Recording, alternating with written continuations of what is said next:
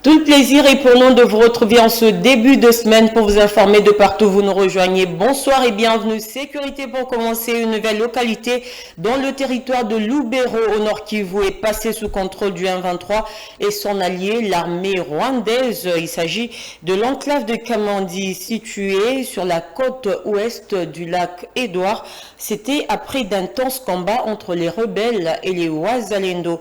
Le président de la société civile de Lubero, Georges Muindo, qui confirme le fait, lance un cri d'alarme au FRDC d'abandonner l'observation du cessez-le-feu qui leur est défavorable. Plus de détails dans cet élément signé Rachel Adassaliwala.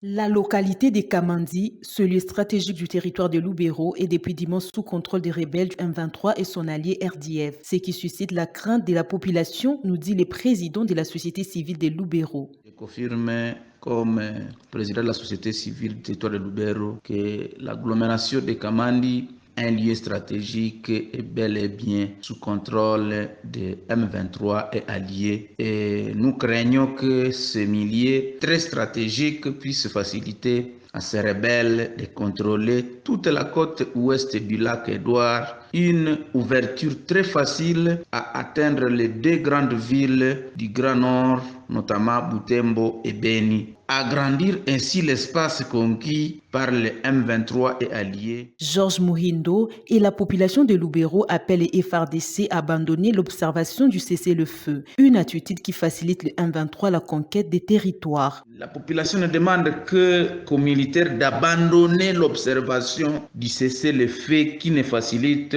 que les M23 à conquérir davantage notre territoire sans résistance et qu'il lance des offensives sur toutes les lignes de front avant qu'il ne soit vraiment tard.